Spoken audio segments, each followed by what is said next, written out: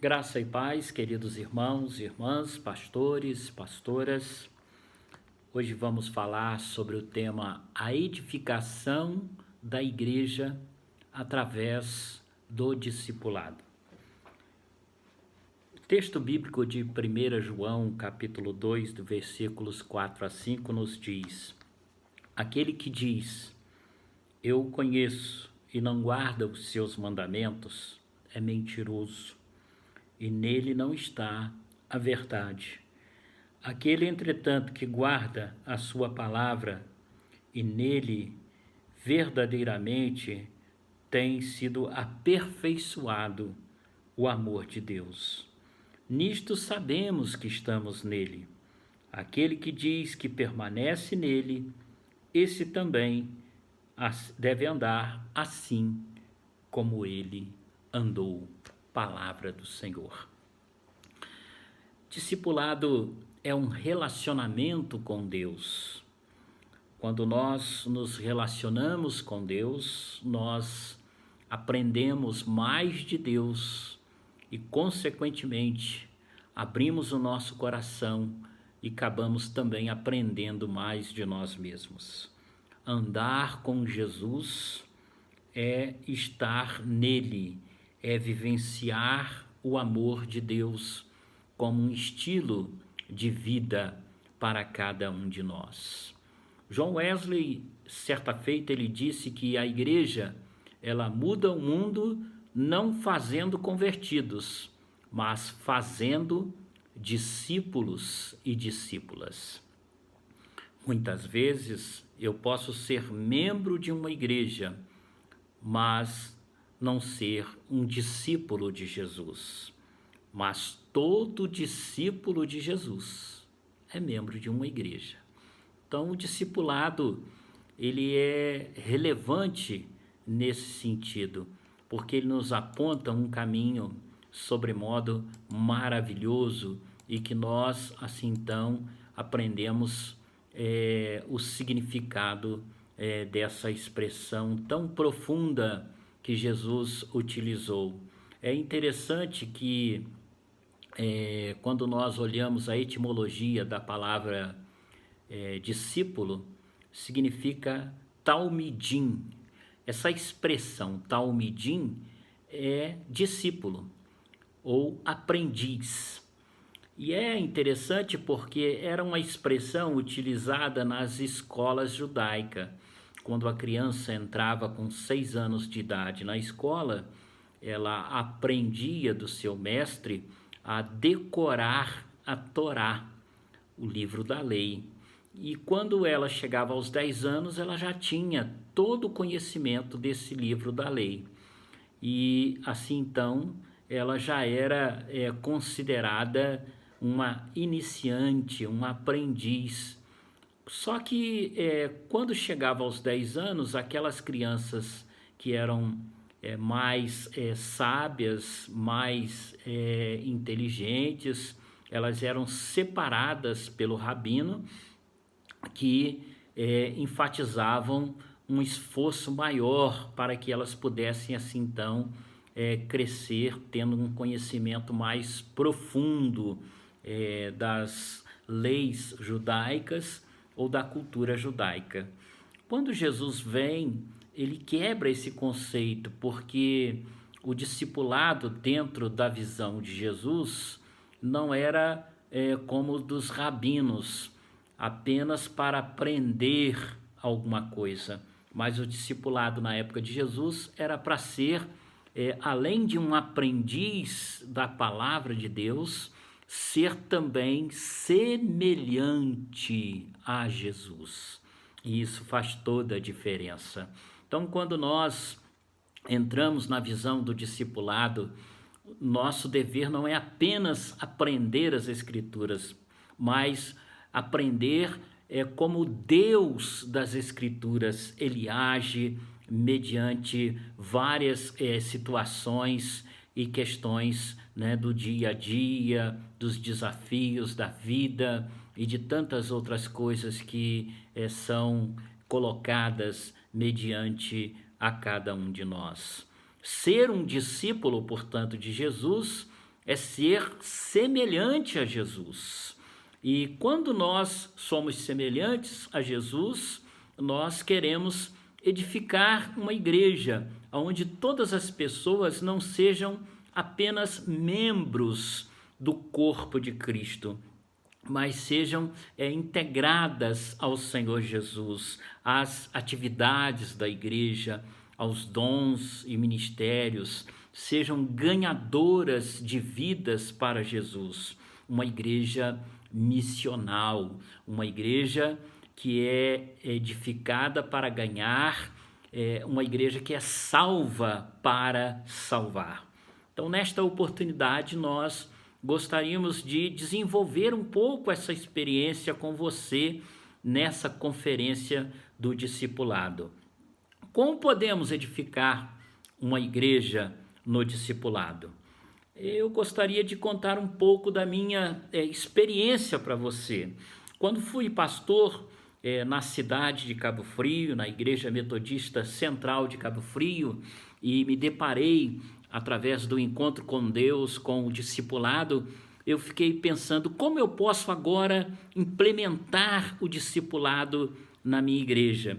Fui estudando e posteriormente descobrindo que o discipulado ele tem como base o movimento metodista, quando John Wesley ele transformava as suas sociedades, que nada mais eram do que igrejas, em sociedades que eram transformadas em classes e bendes, que nada mais eram do que células, como nós temos hoje em nossos modelos. E John Wesley ele foi descobrindo que isso, ele descobriu que isso era eficaz e que era eficiente e que trazia um grande crescimento, né?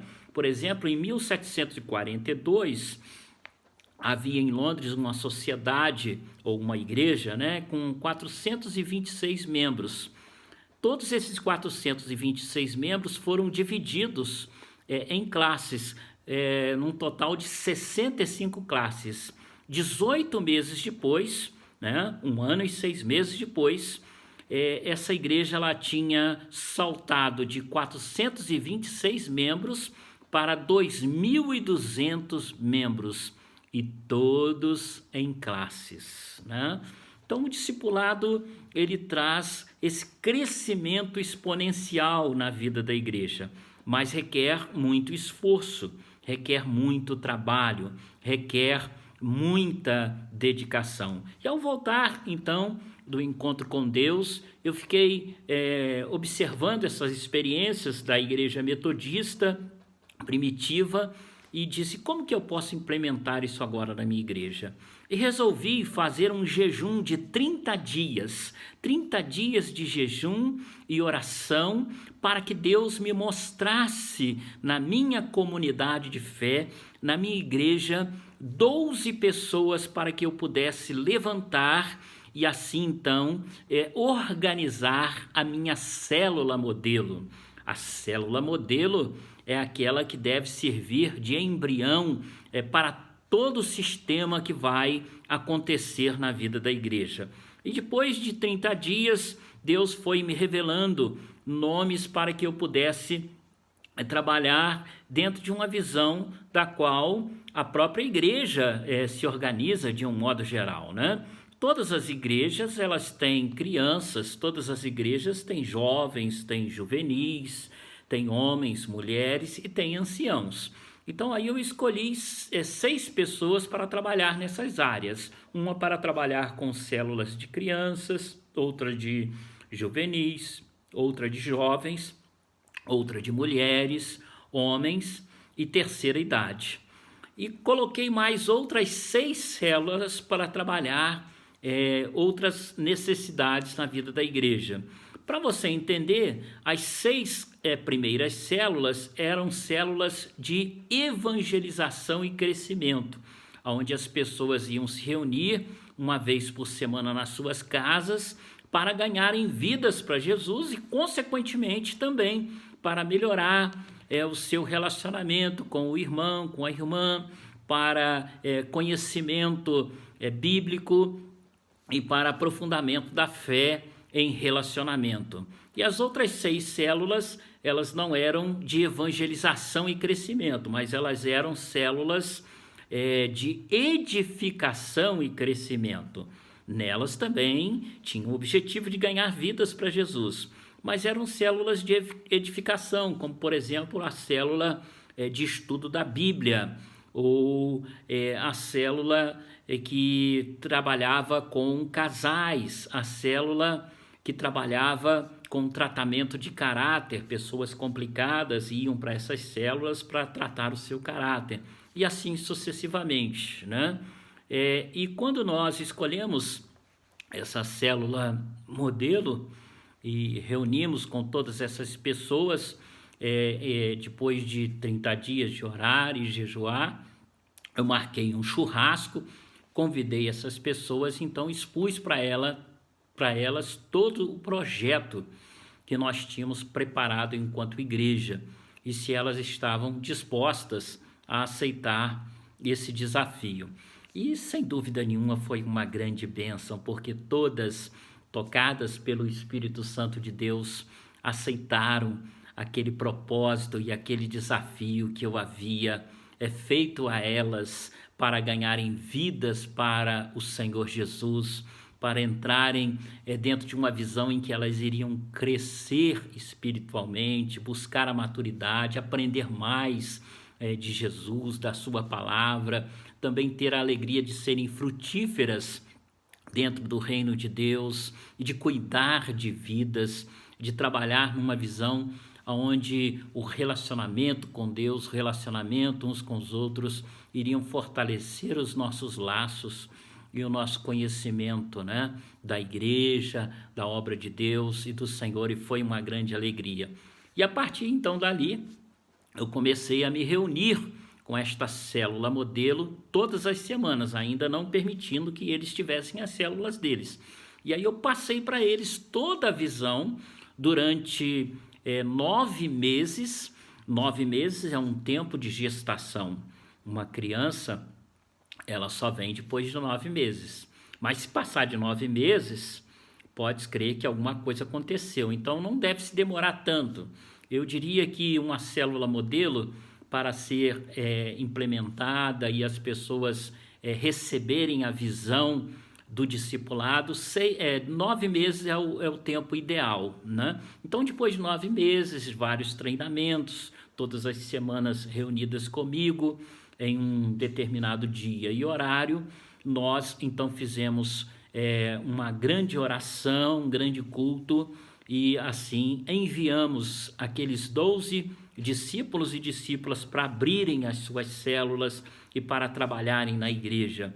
E foi realmente um grande sucesso, uma grande bênção de Deus. Eles começaram a ganhar vidas, e à medida em que as células elas iam ganhando vidas, elas iam chegando a 20, 25 pessoas, e depois de um tempo, né, de mais ou menos 6 meses a 1 ano, nós também começamos a multiplicar aquelas células.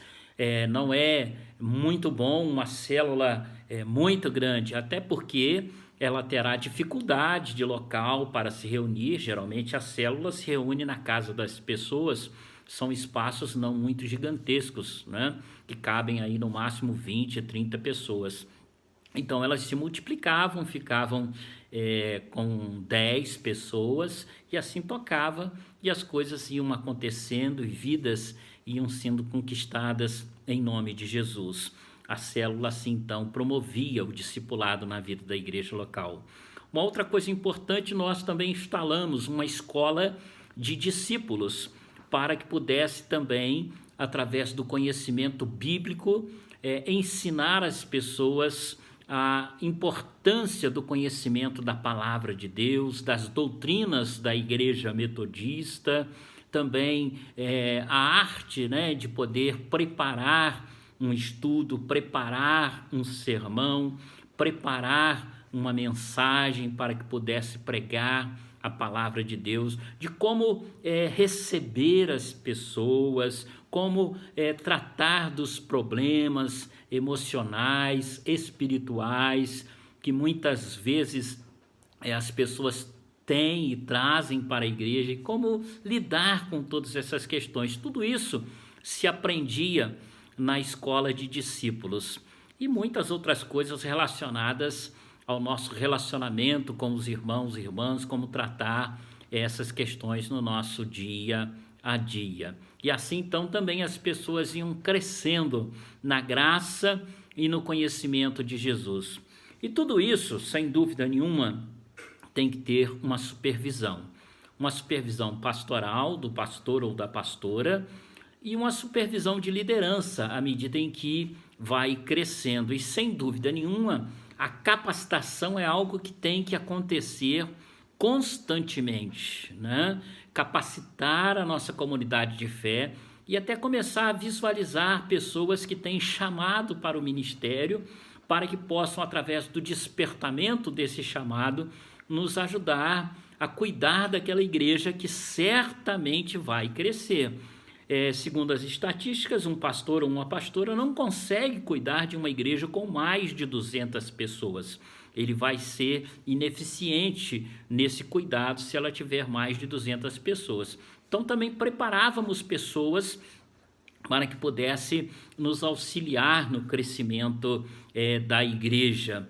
Uma outra coisa importantíssima são os nossos impactos, encontros em que nós convidamos as pessoas para terem uma experiência com o Senhor Jesus. E lá trabalhamos ministrações de cura interior, ministrações de libertação, de batismo com o Espírito Santo, onde as pessoas são transformadas, elas choram, elas recebem a palavra de Deus, e tudo debaixo de um clima de oração. Há um relógio de oração, né? As pessoas ali orando, pedindo que Deus abençoe a todos e todas, para que o Espírito Santo faça a obra. E no final era um sucesso, as pessoas eram tocadas, movidas pelo poder, pela palavra de Deus, e muitas pessoas eram transformadas, aceitavam a Jesus como Senhor e Salvador das suas vidas,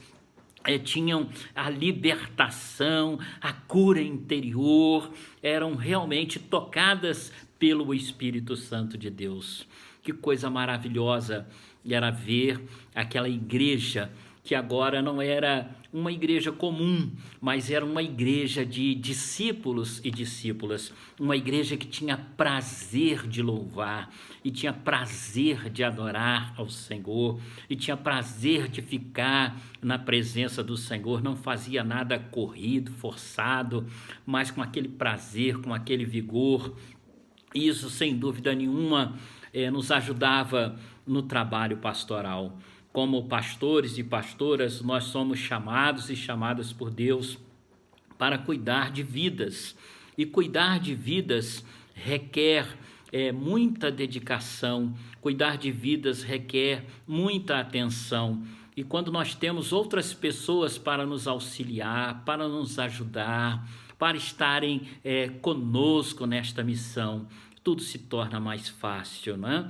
E assim nós podemos dividir aquele peso que talvez tínhamos antes, quando não tínhamos uma liderança ou pessoas capacitadas.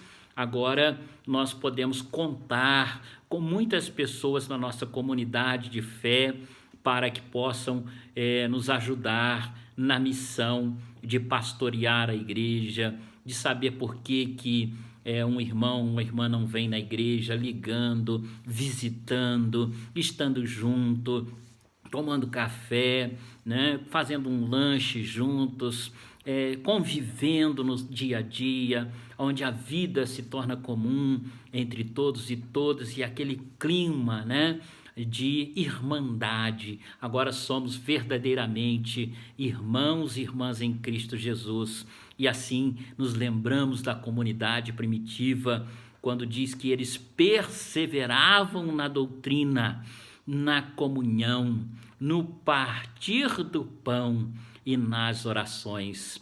4 coisas importantíssimas para uma igreja que é edificada no discipulado. Uma igreja que é edificada no discipulado, ela persevera na doutrina, ela sabe qual é a doutrina, aquilo que é essencial para a sua salvação.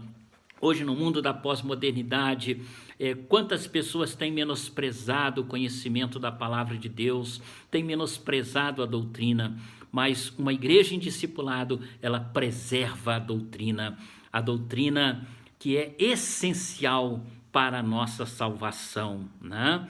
Ela também era uma igreja que, além de perseverar na doutrina, perseverava na comunhão.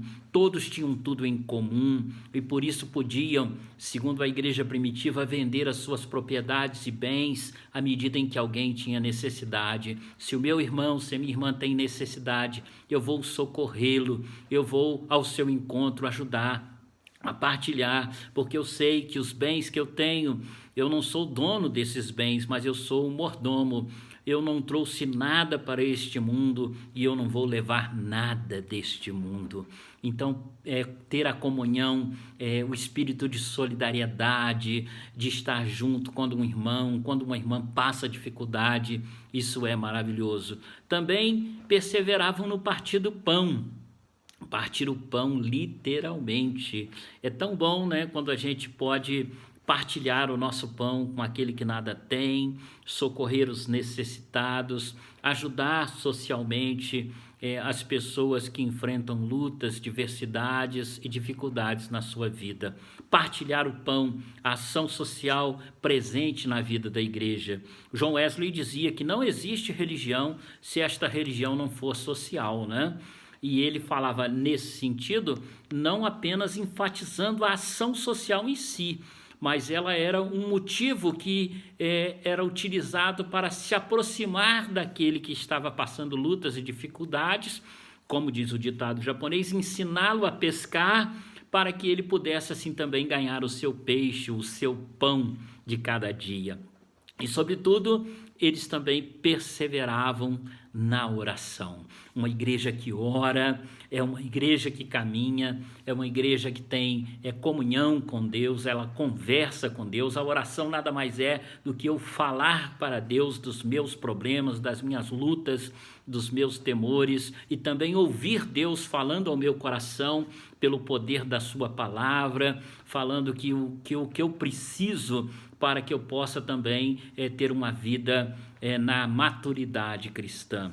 Queridos irmãos e irmãs, que maravilhoso é nós estarmos aqui nessa conferência falando dessa importância do discipulado cristão na nossa vida. E eu quero desafiar a você, pastor, pastora, a entender o discipulado a partir da experiência da igreja primitiva, a entender o discipulado a partir da experiência de John Wesley e do povo chamado metodista, do quanto eles cuidavam uns dos outros, do quanto eles se organizavam em classes e bands para que pudessem assim estudar a palavra de Deus e buscar maturidade, se preparar, se capacitar, e do quanto hoje nós também podemos implantar em nossas igrejas um modelo onde nós lideramos 12 pessoas ou 13 pessoas.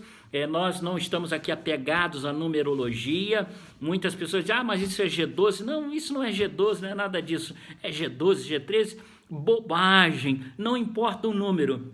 O importante é você ter um grupo limitado de pessoas, investir no relacionamento, na capacitação, no discipulado destas pessoas. E nunca podemos esquecer que o discipulado é um caminho onde nós não temos retorno. Nós sempre seremos discípulos de Jesus. E não se esqueça do que eu disse no início, né? Quando eu falei no início do discipulado, eu usei a expressão talmidim, que significa não apenas aprender o beabá de Jesus, mas ser parecido com Jesus, ser semelhante a Jesus. Não semelhança física, mas ser semelhante no modo de agir, no modo de falar, no modo de tratar as pessoas. Você se lembra como Jesus tratou a mulher samaritana? Ele tratou com carinho, com amor, ele não ficou preocupado do que os outros iam dizer dele. mas ele se preocupou com a salvação e a libertação daquela mulher. E aquela mulher entendeu que do seu interior fluiria rios de água viva. Ela saiu e logo também foi compartilhar a palavra com muitas pessoas, e tudo nos indica, especialmente com os homens, que ela tinha desenvolvido relacionamentos frustrantes, relacionamentos errados, relacionamentos que lhes causaram muito mal. Então, Jesus, ele quer que você seja semelhante a ele, conhecedor da palavra, sim, conhecedor da Bíblia, sim, porque você vai estudar, mas sobretudo, Jesus quer que você seja semelhante a ele. E eu creio que essa proposta, quando você coloca em ação na sua vida, na sua igreja, na sua comunidade local, você levando a sério, não pulando etapas, mas tendo paciência, porque o discipulado, ele não acontece da noite para o dia. É uma caminhada que só começa a dar resultados depois de uns 2 anos, mais ou menos, na vida da igreja. Mas desenvolvendo com cuidado, você conseguirá implementar esse discipulado. Eu quero, nesta oportunidade, estimular você a acreditar que Jesus, ele te chamou não apenas para ser um discípulo, mas também para fazer discípulos e discípulas de todas as nações. Eu quero acreditar que sobre você há uma unção de crescimento, e Deus, ele te chamou para ser frutífero, para ser frutífera na obra de Deus. Eu profetizo sobre a sua vida uma unção de frutificação, para que você tenha a alegria de olhar para a sua comunidade de fé e ver nela mais do que irmãos e irmãs, mas discípulos e discípulas do nosso Senhor e Salvador Jesus Cristo. Quero aqui, mais uma vez, relembrar a expressão que John Wesley ele utiliza quando ele fala do discipulado. Ele diz: a igreja muda o mundo, não fazendo convertidos, mas fazendo discípulos e discípulas do Senhor Jesus. Você vai mudar a sua cidade, você vai mudar aquele local onde Deus te plantou, fazendo discípulos e discípulas. Quero orar por você nesse instante. Senhor, nós te louvamos, nós te glorificamos por esta oportunidade de compartilhar com este teu servo, pastor, pastora, esta palavra, esta visão, Senhor, tão maravilhosa que é a visão do discipulado. E eu quero abençoar esta vida, eu quero profetizar sobre este teu filho, sobre esta tua filha, uma unção frutífera do Senhor na sua vida, para que tu estejas abençoando a sua vida, a sua liderança, e que através do preço da oração, do jejum pelas vidas, ele possa, Senhor, ser cada dia um discípulo de Jesus, semelhante a Jesus, porque se ele diz que está no Senhor, ele vai andar como o Senhor andou, falar como o Senhor falou, agir como o Senhor já agiu. Eu abençoo esta vida com a unção frutífera, em nome do Pai, em nome do Filho, em nome do Espírito Santo de Deus. Amém. Deus te abençoe, em nome de Jesus. Amém. Graças a Deus.